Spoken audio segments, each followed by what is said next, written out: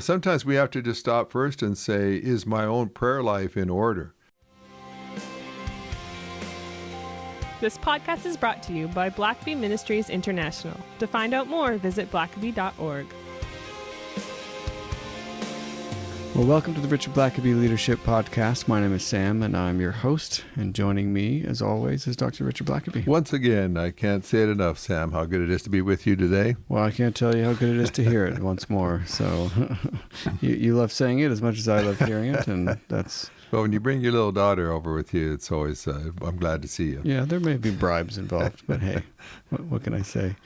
Well, we've got a good show today, but before we get started, I wanted to mention our spiritual leadership coaching workshop that's happening. We've got actually maybe 3 on the docket for this fall, plus I think a 4th one that is not open to the public, but specifically, we have one coming up at the end of October that's going to be in our neck of the woods here in Jonesboro. Yeah. October 28th to 30th. You're going to be there. Bob Royal is going to be teaching, and Brett Pyle. Mm-hmm. All the familiar figures that we know and love. But it's a great hands-on, experiential kind of workshop that's not just a bunch of lectures, but you actually practice what it is to coach. And I know folks who have listened to the podcast for a long time, many of which have come to workshops, but if you haven't, I tell folks that if you work with people, it's a worthwhile investment to come and learn what it is to be a coach and how that differs from counseling. And so it's going to be a really good time. Again, that's coming up in October 28th to 30th. You can visit blackabycoaching.org to find out more. And as of now, I think if you use code EARLYBIRD, you get $100 off registration. Yeah, it's already a good price as it is. So even reduced that. So we've reduced it even more, and we'll leave links to that in the show notes. But I thought I would mention that. It's always just a really, at least in my experience, it's always been a very powerful time. People come kind of expecting one thing, and then God really does a work in people's hearts. And not only do you learn these tools, but in the process of the workshop, you actually coach other people there, and you get coached yourself. Yeah. And it's always just learning to ask good questions. We're not trained to do that, but asking good questions, and also just learning how to recognize God's activity in other people's lives, and sometimes helping them recognize the activity of God in their own life is quite a gift. Yeah, it truly is. And so we'll leave links to that and blackabycoaching.org to find out more and to register. But today on the podcast, we had a question a few weeks ago from a listener, and asked if we could talk about establishing partnerships in prayer with other believers, as well as practical steps to building a culture of prayer in the church. Now, on that second point, you and Rick Fisher have written a book on prayer that I'll mention. I'll plug for you. Yeah, go ahead and do that. And that's Developing a Powerful Praying Church. And that is something that you and Rick Fisher have put together, and it's been out for a number of years now. And that can be found at blackabystore.org. And so this is will be a primer, but if you want to go deep on the second point, which is developing a culture of prayer in your church, I would highly recommend that book. And we have done here at Blackaby Ministries International, written several books that are kind of niche books in a sense of just addressing very, very practical issues like how to help your church become a place of prayer. Yeah. And so we've developed some of those resources. We have one on just how to find your next pastor and that kind of thing. And so check those out. Which seems pretty boring on the face. It's not a page turner necessarily, but the amount of missteps I think that churches are prone to take when hiring a pastor, it cannot be overstated how important that aspect of church life is, and I think how little resources there are to help churches actually say, well, what is it that we're looking for? Yeah, it's like getting married. It's like some of the most important decisions a church will ever make, and oftentimes they just go into it blindly without. And there are resources out there, and that's just one of those decisions. It's worth getting some good resources and and reading through them and preparing before you actively get after it. I know a lot of churches kind of panic and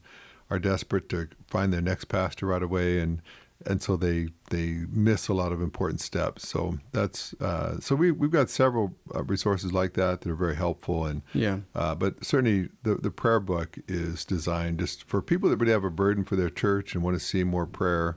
Lots of great advice there, but just if I were to address, and I would just also say we do appreciate folks who submit questions as best we can. We try to answer those, and want to make this podcast something that scratches where you itch and speaks to issues that you're facing right now. So thanks for submitting that.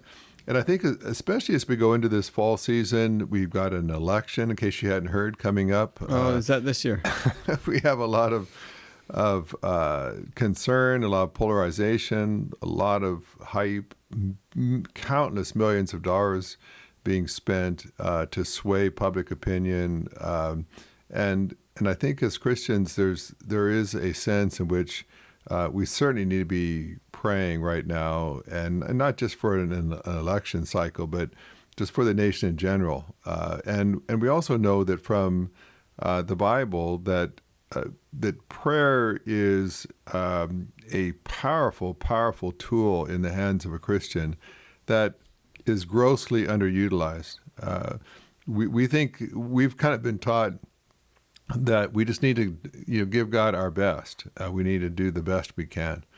But I think we've all discovered that our best just simply isn't good enough. That without the power of God multiplying our efforts many times over, our best is not going to be adequate. And there are just so many things we face today that are just beyond our control, beyond our power to do anything about. To change someone's heart, to retrieve a prodigal, to heal someone that has potentially a fatal disease, to heal a marriage that's been so deeply wounded it seems beyond hope, to turn the tide of evil and darkness across society. Just so many things that, apart from prayer, are just absolutely impossible. And there's a lot of evidence in the Bible to show that certainly one individual praying can make a huge difference, but there seems to also be a sense in which there's something very unique and very powerful about united prayer. J. Edwin Orr, probably the greatest expert on revival in the 20th century, said that he had studied revivals all around the world, and he'd never found a revival that did not have as a part of it united prayer. And by that he meant not just one person praying, but a number of people praying and being united in what they were praying, not praying at cross purposes and different perspectives, but of one heart, one mind, pleading with God together for God to bring revival. And there's just something very powerful about believers who join together and pray together. You could all pray privately, individually, at home. There's something about praying together that God particularly honors. And so certainly a very important question. Number one, how can you develop prayer partnerships? You may be a solitary prayer and you just wish there were some others who had the similar burden like you and that would pray with you. And then secondly, how do you develop a culture of prayer in your church? And so let me just give you a couple of thoughts on that. I'm going to start off in this. I'm certainly not trying to put everybody in this category, because some of the most delightful, pleasing, engaging, charismatic people I know are prayer warriors. But I have noticed over the years that prayer ministries at times are filled by people that have a burden for prayer, but there are some that are not necessarily gifted as leaders, and so I think in part for some people that may be in part why they're attracted to prayer ministries, because they may not be necessarily very good at working with people, but they can go into a prayer closet and pray, and God is understanding and patient with them. But trying to gather a dozen people to pray with them is a challenge. And so, and again, that's certainly not all people who are prayers, because I know some wonderful prayer warriors who can draw a crowd just because they're very charismatic, dynamic people. But there are, in some churches, I find, and several people immediately come to mind who perhaps were even a little bit rough around the edges, who might be a little bit judgmental or chastising of others that weren't up to snuff in their prayer life.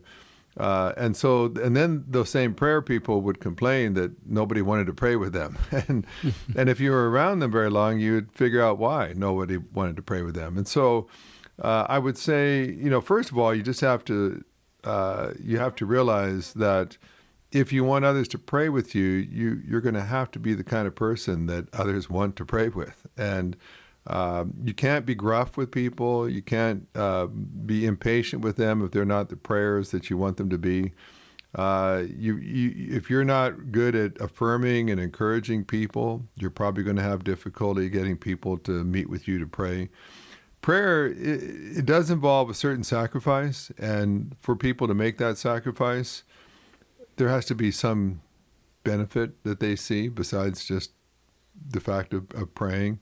And so this is just sort of like bedrock basics, but if you have, because I know people that have been the prayer leader in their church for years, they've had the title of, director of prayer, or whatever it might be in their church, and they can never get more than 2 or 3 people to ever join them in any kind of prayer venture. And they just assume that it's because people don't care about prayer.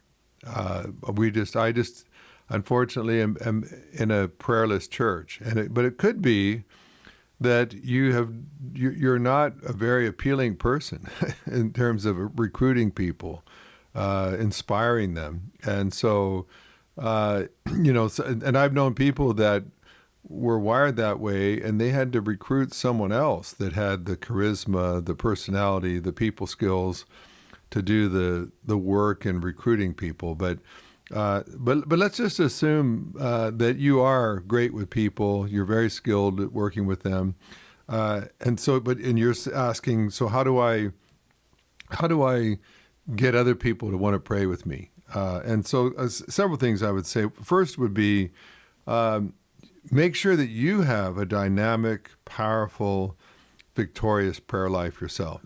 If you don't have a victorious, dynamic prayer life, why would anyone want what you have? I mean, you have to ask yourself, I want other people to pray with me, but when people look at my prayer life, is it attractive to them? And again, I don't want to sound judgmental, but I've just known a lot of people that had a heart for prayer over the years that could not attract people to pray with them. And I'm just observing them. They're all different cases, but I've known, for instance, I knew someone that prayed every Saturday evening for the church for prayer. Could never get anybody to join them to pray. They'd go to the church, them and perhaps the pastor would be the only people praying. And there was never more than maybe 2 people that ever met to pray. But and they kind of resigned themselves as martyrs to the fact that, I guess no one in our church wants to pray. And I'll just be honest with you, if nobody wants to join you in praying, I'd have to first ask the question, what does that say about my prayer life? My prayer life clearly is not very attractive because nobody wants to take time to pray with me.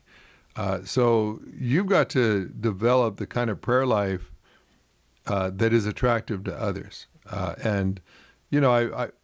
instance, I knew one person that faithfully came to pray for the church every week, but the man's own family didn't even come to church. His own wife didn't come to church. His sons didn't come to church. But he was meeting to pray that other people would come to church. And again, I realize there's lots of underlying circumstances, but if you can't pray even anyone in your own family to come to church, then I'm going to I'm going to wonder if you're praying for others to come to church is going to be all that effective either. So, but on the other hand, if you're a person that just seems that everything you pray for, heaven comes down and walls come down and miracles take place and prodigals come home and people get saved, I'm going to want to pray with you because I want to see happen in my life what's happening in your life. So, sometimes we have to just stop first and say, is my own prayer life in order? Is it attractive? And again, you're not praying to show off, but hopefully there's so much power and victory in your life that when you invite people to pray with you, they're right away. It's like, yeah, where do I sign up? I want what you've got. And of course, we've mentioned this before, but as far as we know, the only thing that the disciples ever asked Jesus to teach them was how to pray. You'd think they would have asked him how to raise the dead, how to walk on water, how to multiply a small lunch so it could feed 5,000 men and their families. Yeah. But maybe they did ask that, but it's not recorded in the Bible. But the only thing we know they asked him to teach them was how to pray. And apparently when they watched Jesus pray, they realized right away that he prayed in a way that they didn't, and it was attractive to them. And so they wanted to learn how to do that as well. So before you focus on other people joining you to pray, ask yourself, is my prayer life attractive enough, powerful enough, joyful, victorious enough that anybody should want to pray with me? Don't immediately blame others for being prayerless if they don't want to join you in your prayer time. First ask, is my prayer life attractive? And then second, begin with those people who are like-minded. I think sometimes what happens is, and I see this a lot with people when they're trying to get a prayer ministry going in their church or maybe in their workplace, they kind of just do a blanket call for who'd like to come and pray, and then they get disappointed when nobody really wants to come. But I would say first look for people that have a similar heart like you do, a similar passion for prayer. That when you get together, you have you're in one heart and mind. Don't necessarily try to get a huge crowd right away. Try to just get a solid core of people that are like-minded and meet together with them. I've done that before in different contexts where I tried to gather a group together, not always just to pray, but maybe to grow together, to be accountable together. And I remember at times approaching some people, and immediately they just resonated with what I was looking for, and they said that's exactly what they wanted as well. Just tell them when the meeting was, and they'd be there. And then I would talk to other people, and they were a little more lukewarm about it. Well, how often will you meet? I might not be able to come all the time. I'll come when I can. And you just realize that's not a priority to them. That's not a passion for them. I don't necessarily want to dilute this group. I'd rather have a smaller group of hardcore committed folks, at least in the beginning, than just to have a bunch of fair weather folks that might show up now and then.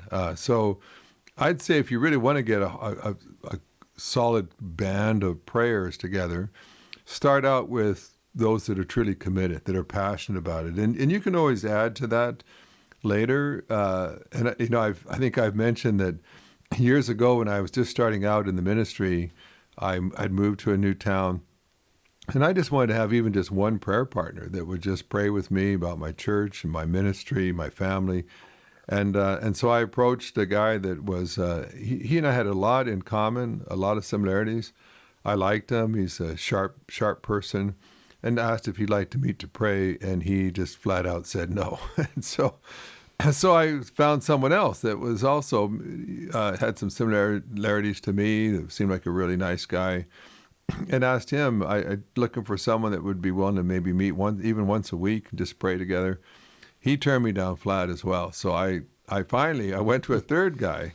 I finally found a guy, and right away he was just eager to have someone to pray with. He needed a friend. He wanted someone to pray for him and walk with him. And so for the entire time I was in that city as a pastor, we met every week. And I went through some very difficult, big decisions to make, some challenging times. and he was faithful to pray for me throughout. And so I wasn't I wasn't discouraged by the first two folks that turned me down. I just kept looking until I found someone that had a similar heart and mind. And when I found them, that was it. We were undeterred after that. We were locked in, and I've done that everywhere I've ever gone. And I would also just say, I'm not sure I've ever been invited to a group like that. I think I've organized every group I've ever been a part of. So don't sit back and say, well, no one's invited me to be a part of a prayer time with anybody. Just you go and pray and look around for someone that has a similar burden as you, and you be the catalyst to get it started. And I'll tell you what, if you see a group of folks, it's interesting because one point I put a kind of a group together, kind of accountability group, and there were one or two people that had just kind of let me know that they were kind of busy and weren't sure they could really commit. And so I just said, hey, then you know what, let's just pass on this with you for now. We're really looking for people that we know will be there all the time. Well, our group began meeting and having a great time. All of us grew. All of us really enjoyed it. The core group of us that committed, I don't know that we ever met without everybody being 100% attendance. We were always committed to be there, no matter what it took. Well, then later we had others that saw this group, or maybe they saw us all at a restaurant together or something, and now some of them were coming back around saying, hey, I think maybe I could work you in my schedule. I'd like to be part as well. And so there's something attractive, I think, when you get a core group together that's committed. Mm-hmm. And then, you can build on that from there. I'd also say that if you're going to have, especially in the area of prayer, if you're going to want others to meet with you to pray, be sure you go deep. Shallow praying is not that attractive. I'm surprised sometimes because I may be invited to pray with a group or with a person that is a regular prayer, has a regular prayer time. And they may say, well, we meet and pray before every service, or we pray at this time. And so you kind of feel like, oh, okay, well, this will be rich. I'm glad maybe I'm visiting from out of town and they invite me to join them. And so I'll go and there's times where it is really rich and it's powerful and it's a blessing. And there's other times where I'm kind of surprised at just what they're praying about. It's pretty surface, pretty cliched. And my carnal thought, I guess, is that if I lived in town here, if I went to this church, I don't know that I would sacrifice this time every week if this is all they're going to do, if they're just going to pray at this level. And so, again, I would say deep praying. Now, deep praying may not be attractive to shallow prayers, but I don't know that you want to fill up your time and your group with just shallow prayers.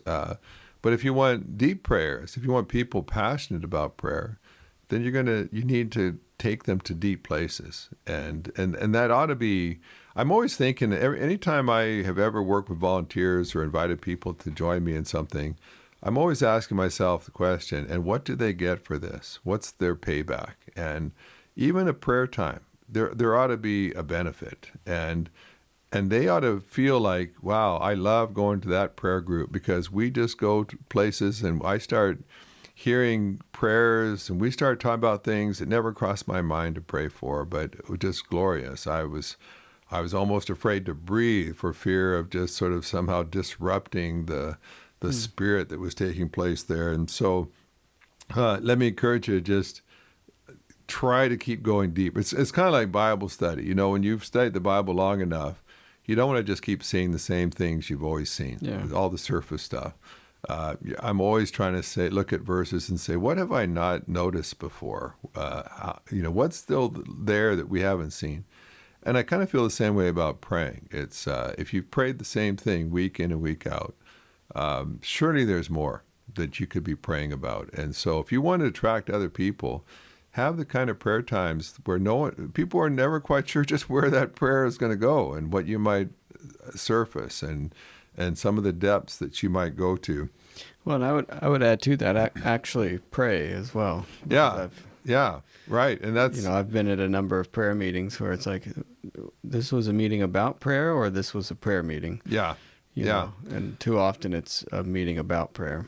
Right. And then you think, and I've been in prayer meetings where they ran out of time to pray after all the announcements and prayer request times and whatever else, and Bible study time.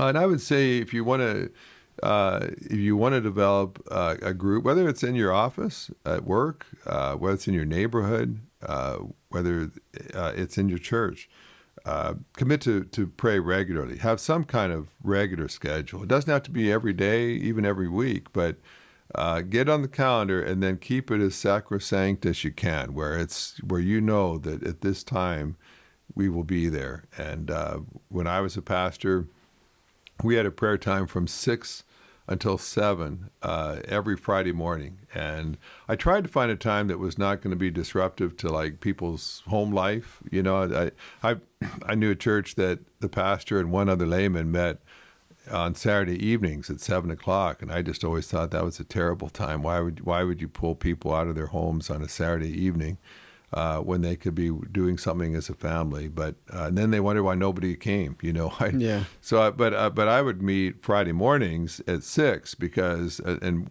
typically working people especially they could come and that didn't disrupt their work day. They could even have time for breakfast afterward and still get to work on time. And so I tried to find a regular time, but then they knew that like if they came, they knew I'd always be there. And I mean, unless I was out of town that day, which wasn't that often back then, they knew that they'd find me there like clockwork. And if you can find that time that works, and then you can just faithfully be there, over time that helps to stabilize a group. If you're shifting around from week to week, when are we going to be together this time? Mm-hmm. It's disheartening. You got to have something where it's people just know. You don't have to announce it every week. They just know you show up at this place at this time. There's going to be some awesome praying going on. So, and also just commit to stay fresh. You don't necessarily always pray the exact same way. Try different focus. Try maybe praying in groups, or maybe popcorn prayer, or maybe just pull aside with partners or in triads, I just see a lot of churches and prayers sometimes are not that creative. It's just, let's just pray like we always do week after week. And I just think that there are some ways of changing things up somehow, just periodically. And we all, whatever it is we're doing, we all have tendencies to get into ruts.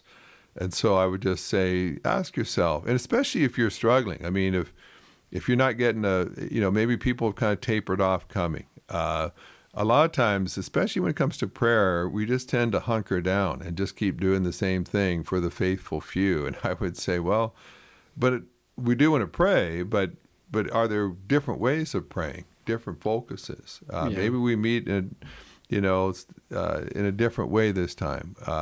Maybe I'll go to the altar at the front of the church this Sunday, or this time we're praying, or maybe the next time we're sitting in chairs, but we're let's try to find a way to kind of shake it up. Maybe we prayer walk together this week, but we want to just kind of let it stay fresh. And prayer can be, sadly, it can be something that gets a little bit stale sometimes because it's always the very same. There's not a lot of thought put into that.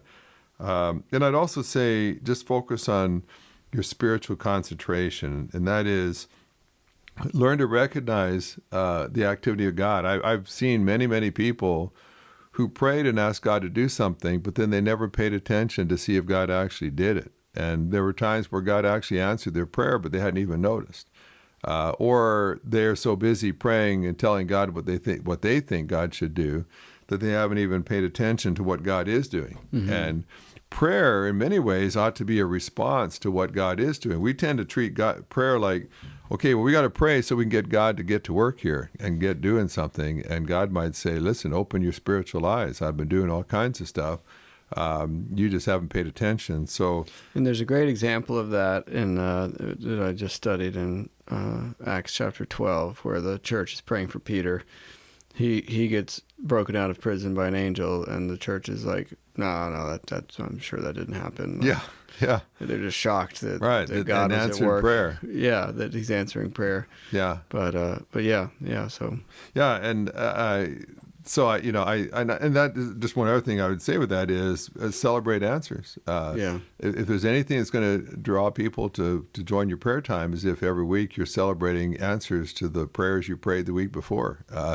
If I find a group that just it seemed like everything they pray for, God answers, I want to be in that group because I've got a bunch of stuff I want to be sure that God's going to answer as well. So, which means you got to pray specifically. Yeah. And I think that we can fall back on general, vague praying, and there's not really an answer that comes to that. And so you sort of can kind of avoid putting it on the line, if you will. But if you want answers, you've got to pray for specific things. Yeah, and I say obviously there's lots of churches that have prayer groups, prayer times, but I've known people also in the workplace.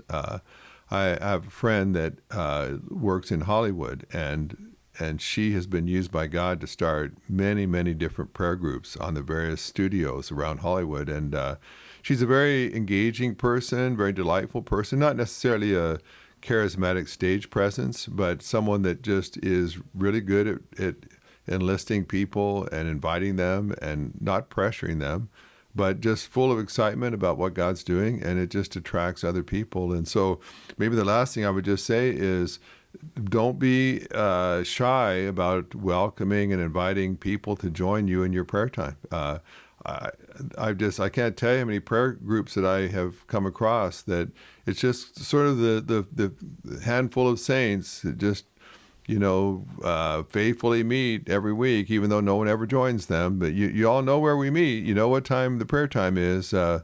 Sure be nice if some of you wanted to join us, and it's just so unattractive. But to engage people, approach them with a smile and excitement to say, listen, God's really working, and we'd love to have you join us and what God's doing, and be excited about it. If you're not excited about your prayer time, no one else is going to be either. But it doesn't just happen in the church. It happens in the workplace, in the marketplace, in professional buildings, in schools, where people just say, listen, let's just claim this area where we work or go to school or where we live or where our kids go to school. Let's just, by prayer, let's claim this for God and for God's kingdom. And so whatever world that God has put you in, look for other like-minded people that would want to pray for that area, that God's kingdom would be expanded into that area as well. And maybe just a couple of things just to say, just especially about the second question, and a lot of what we've already shared applies obviously as well. But in churches, sometimes what happens is we tend to cater to the lowest common denominator. So if people are uncomfortable praying, it's like, well, come to the prayer meeting. We won't do much praying, or we'll just ask the deacons to pray or the staff to pray. So you don't have to be uncomfortable. And what happens is we lower the standard of our praying down to the shallowest, weakest prayer in the room. And I just think that's a mistake. Yeah. I think it's far better to go as deep as you can and then try to make people feel comfortable and encourage folks. You might just, if you don't feel comfortable in praying, just listen. Just join us and pray silently, or listen to these great prayer warriors as they intercede, and listen to how they do that. And you'll learn eventually to pray like they do by just being around them. But we don't want to just all pray baby prayers so that the spiritual infants don't feel uncomfortable. Yeah. Let's put the spiritual infants around spiritual giants and let them see what the possibilities are as they grow and they mature. And I would say in church, encourage different kinds of praying in different settings. You can pray during the middle of a service. You can pray at the end of the service. You can pray during the week. You can pray in the lobby. You can pray just as you're greeting people and someone shares a request. But just teach your people in church that if you want a culture of prayer, then that has to happen not just at a designated prayer time every Sunday, but teach your people, just permeate the culture with prayer. You let people know they can pray at any time. I was just speaking this past yesterday at a conference center I'd never been to before, and had a number of people come up afterward just to share a burden they had and a response to some things I had preached. And on a number of occasions, as they shared their heart, I would just say, well, can I just pray for you right now? We could talk about your problems, or I could pray for them right now. Let's pray. Yeah. And, I think if you in your church just have this culture of when you hear a need, bow your head and pray right then. That's a culture of prayer where you don't talk about, you just spontaneously you pray, because that's a part of your culture. And again, celebrate God's activity, celebrate answers to prayer, and also I'd say, especially in a church, elevate true prayers. Something I see happen a lot is in like a church service or something, we'll have the deacons take turns praying, or the ushers praying, or the staff praying. But sadly, those aren't always the best prayers. Sometimes it's the single mom, it's the widow that actually prays down heaven. But they're not public figures. They're not stage people. They're not professional Christians. Yeah, and so that maybe it's an immigrant that is still unemployed or whatever, but maybe their English is somewhat broken, but they have a wonderful, deep prayer life that's very dynamic. And I would say be careful to put on the platform someone who's not a good prayer. And again, I'm not saying that about being eloquent, but people who truly know how to pray, truly know how to talk to God and faith, to cry out to God. The problem is sometimes we put people on the platform because of their position, not because of their prayer life. And then when they don't, when their praying is filled with cliches, saying stuff that is not even necessarily true, and it's boring, then we wonder why all the people in the auditorium aren't just flocking to the next prayer time. It's like, well, they haven't seen anything that's attractive. I would say every chance you get, put the best prayers you have. I mean, it's funny because we wouldn't do that with preachers necessarily. We wouldn't have just bad preachers. Well, let's have this guy preach because he's the chairman of the deacons.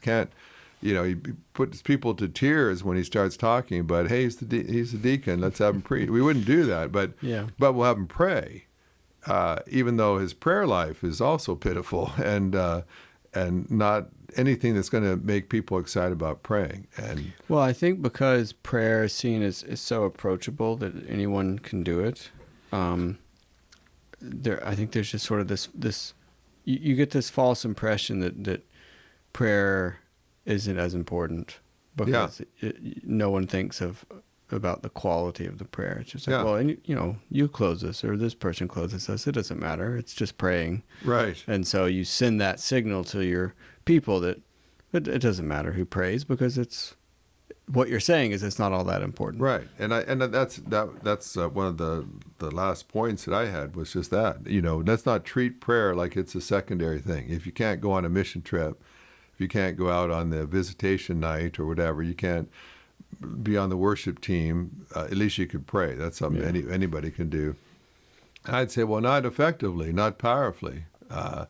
It takes a certain caliber of Christian to be able to pray with intercession and that moves heaven and earth. And so, don't ever treat prayer as like, well, if you can't do anything else, you can at least be on the prayer team. And don't have to be able to carry a tune or be able to speak in public or whatever else to do that. No, I make prayer, value prayer. And by valuing it, that means you give it time. It means you give it prominence. It means you give it budget. It means you put your best people there. And maybe the last thing is just encourage it kind of goes hand in hand, is encourage your staff and leaders to be good role models. If they're not good at praying, then work with them, challenge them. Say, listen, I know you are great at administering an educational program, but every time I hear you pray, it's all mumbled and jumbled and distracted and cliched. And brother, I need to help you here because you need. That's kind of fundamental to being a Christian. And I'm a little concerned that every time I hear you pray, I'm wondering what's going on. And so, and if I was the senior pastor, number one, I'd want to make sure that my own prayer life was adequate, but then I'd want to help disciple the other staff that work with me, my other leaders, to say, let me walk with you, because I just see some real area of growth potential in your prayer life right now. And if you're going to be staff and people are going to look to you as a role model, then your prayer life has got to be something that we'd want others to emulate. And right now, I don't think I'd want that. So anyway, that's kind of a whirlwind answer for someone that submitted a question to our podcast, but there's a lot to that, and I would encourage folks just to get that book, especially if you're concerned about a powerful praying church. And we it seems like everywhere we go, there's people that come up and are just burdened about their church, that it's not the place of the house of prayer that they feel like Jesus would want it to be. And so it's not a bad book to get yourself a read, not a bad book to give your pastor, the staff, just to get them thinking about, let's not just take this for granted. A lot of times prayer is just assumed, and we just kind of assume that we believe in it. We don't schedule it very much. It's not very prominent in our programming, but we don't have any staff responsible to help educate people in it, but we just all assume that it's important. And so I think at times, I think churches and individuals just need to think through and say, well, what adjustments could I make so that perhaps my life helps to promote prayer much more powerfully, either in my church or in my world where I live and where I work. Well, this is good, and lots of practical application that you've walked us through. So thank you, Richard. Thanks for listening to the podcast. If this is something you enjoyed, it really makes a difference if you leave a review and a 5-star rating on Apple Podcasts or wherever you listen. Don't forget to subscribe and share with your friends. We always love hearing from our listeners, so email us at podcast@blackaby.org.